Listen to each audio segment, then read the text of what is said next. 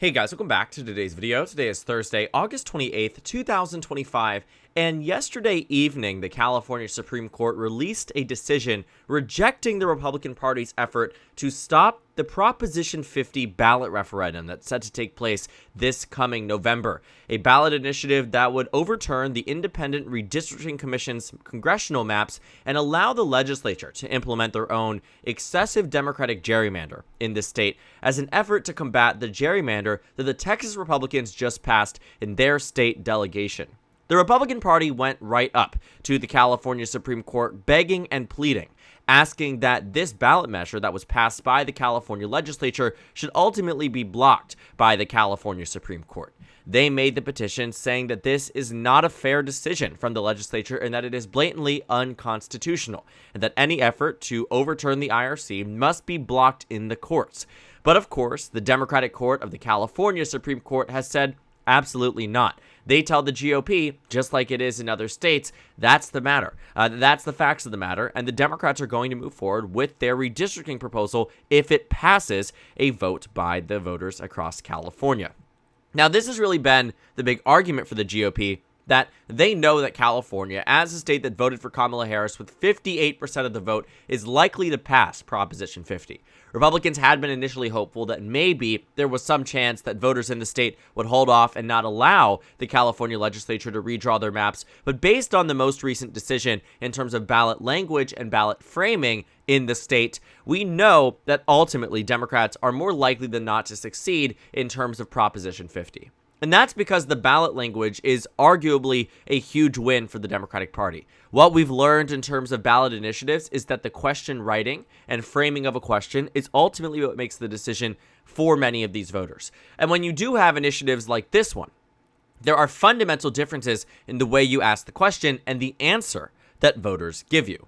We actually saw that early on in some of the data points, which is why the Republican Party felt that maybe there was a chance that if voters were this opposed, that the California Supreme Court would listen to those voters and say ultimately, no, there will not be a decision that voters can make about their own congressional maps. And that's because Politico released that early on question here, that the question was a big lead up. It was obviously framed in a way that was oppositional to redrawing the maps. And I can just read it to you because you can really start to see exactly why there are major differences from what will actually be on the ballot versus what was being asked at initial, questioning that Republicans thought that they might have a chance at victory of. And that's because the first question that was asked from Politico was, in both 2008 and 2010, California voters passed initiatives to give an independent Citizens Redistricting Commission the power to draw the state's legislative and congressional districts in order to reduce the influence of politicians. Governor Newsom has suggested returning congressional line drawing authority back to the legislature, citing concerns that redistricting efforts in Republican states would give them a partisan advantage. Now, if you couldn't tell already from the framing of this question, one, they're already leading with context that doesn't help the movement on the Democratic side. Yes, is this context that will be used during the campaign? Sure. But it is certainly not context that we will see at the ballot box. And so to ask this question from the baseline already starts to skew perception on the question.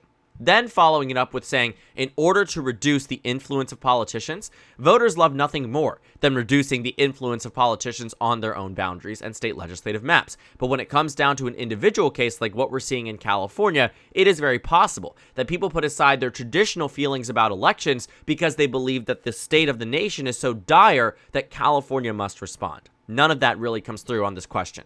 The only thing here is that they say that Newsom cites concerns, not realities, not the practical map changing in Texas, but concerns that efforts in Republican states would give the GOP a partisan advantage. So obviously the question failed in this initial poll. But then we started to see the question being asked in a way that was more along the lines of what it actually was. And that's where we start to see that the numbers are quite positive for the Democratic Party. Even the most recent framing from UC Berkeley. I'm not going to read the entire thing here, but it does sort of indicate exactly what this question is asking. Exactly what we're going to see as the ballot label in Proposition 50 come November 4th, 2025. And to read it off, it's very quick. Authorizes temporary changes to congressional district maps in response to Texas's partisan redistricting legislative constitutional amendment, requires temporary use of a new congressional district map through 2030, directs Independent Redistricting Commission to resume enacting in 2031. That's it.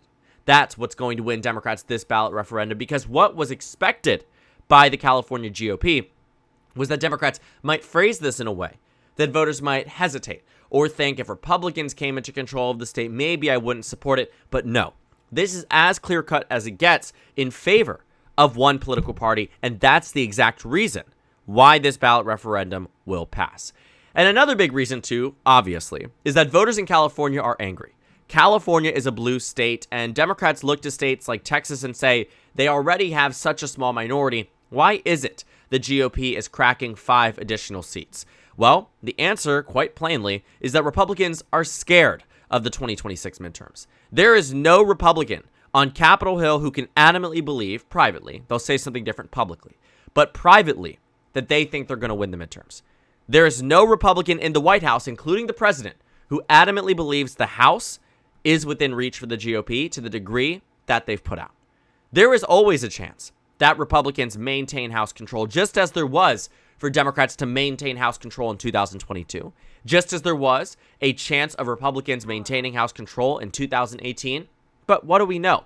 It's not likely. It's not probable. It certainly isn't mathematically the most likely outcome either. I mean, even if you take away just the vibes and the way people think about the races high level, just on a plain point, the average amount of seats gained by the opposition party in a midterm year is more than 10 seats.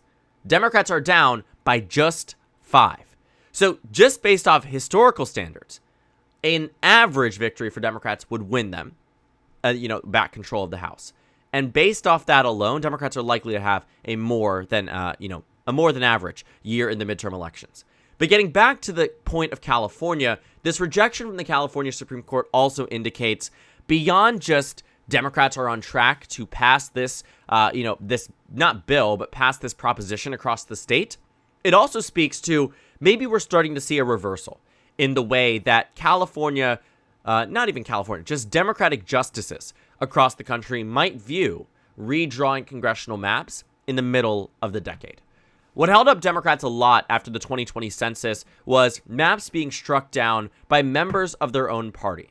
In the state of New York, the congressional map was struck down by a Democratic judge who ruled that it was a partisan Democratic gerrymander that was implemented for the 2022 midterms.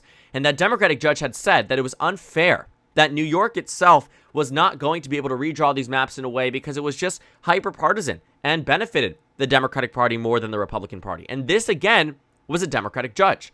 And while Republican judges across the country were near universally greenlighting congressional maps being drawn in excessive gerrymanders in the state of New York, it was shut down.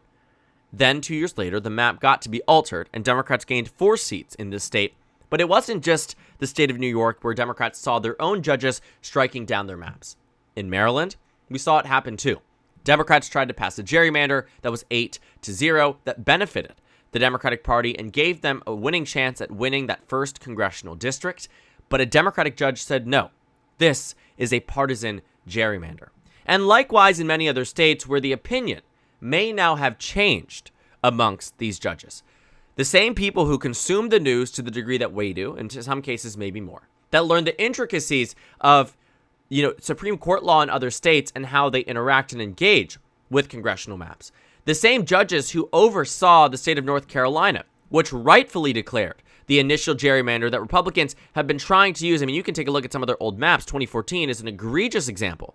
But in 2020, after the census redraw, Republicans drew a map that the Democratic Supreme Court said this is a gerrymander. But 2 years later, Republicans win the court and they redraw the map. And Democrats lose 3 seats that if Democrats had won them, I know this sounds crazy, but it's true. If Democrats had won the 3 seats in North Carolina in 2024, Hakeem Jeffries would have been elected speaker. And so, really, these judges all engage with things in the same way we do. I'm sure Democratic opinion in the state of California has changed quite dramatically on mid-decade redraws as a result of what we've seen in Texas and now popping up in states like Florida, in Missouri, in Indiana. These questions here that these Republicans are raising and the legislative sessions they are calling in to draw their boundaries differently because they are terrified about the midterms. is also making Democrats that much more aware about what is happening in their states. And it makes these judges likewise that much more aware that if they are the moral Puritans who ruled that their state should not be doing it but not going to comment on the others, or realizing that the depth of their authority is only contained to the state boundaries limited to states that have already limited authority over redrawing their maps. What California is doing is not unconstitutional. The voters can and will make this decision. That is what the Democratic legislature put forth. So even if the Supreme Court of California had thought that this is something that might be, not unconstitutional, because I think they would have ruled differently, but I think if they had thought this is something that just on a partisan standpoint shouldn't be happening, they might have been able to make a compelling case to defend it from an interpretation of the Constitution. But it's pretty clear-cut, and in California, this, yet again, another loss for the Republicans, who were hoping that maybe a Democratic court would back the Republican Party in this end on the basis of moral purity.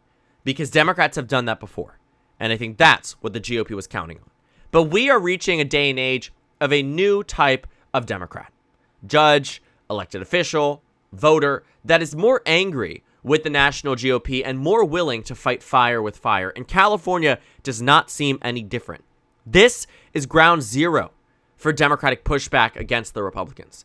Democrats across the country are floating, how do we push back? But with cracked legislatures, like in states, across the country where it's split down, one Republican legislature, one Democratic legislature, you're never going to pass a new congressional map.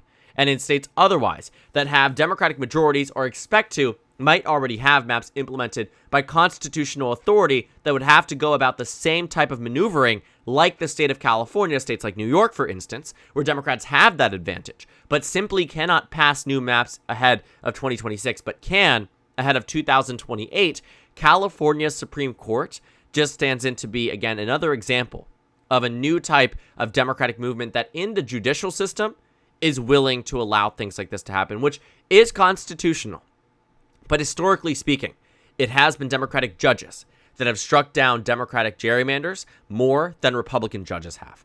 And now we might see that change. So another loss for the California GOP, this time in the judicial system. The next time will likely be at the ballot box. The numbers are improving for Democrats. The likelihood that they pass Proposition 50 is growing. And the likelihood that Democrats get a new congressional map after November 4th, 2025 in California has reached a near high. And without any type of maneuvering for the California GOP to go, Proposition 50 is likely to pass this November and benefit the Democrats in the midterms and counteract the Republican Party's gerrymandering war that they began in the state of Texas. So thank you guys so much for watching this video. Make sure to comment down suggestions below. Subscribe on the left if you haven't already, and check out the Instagram and Twitter. At the bottom left of the screen, there's also a Discord server for you to go ahead and join. On the screen, there's a video for you to watch, and then a playlist for my 2026 House election analysis videos. Again, thank you guys so much for watching, and I will see you all later today.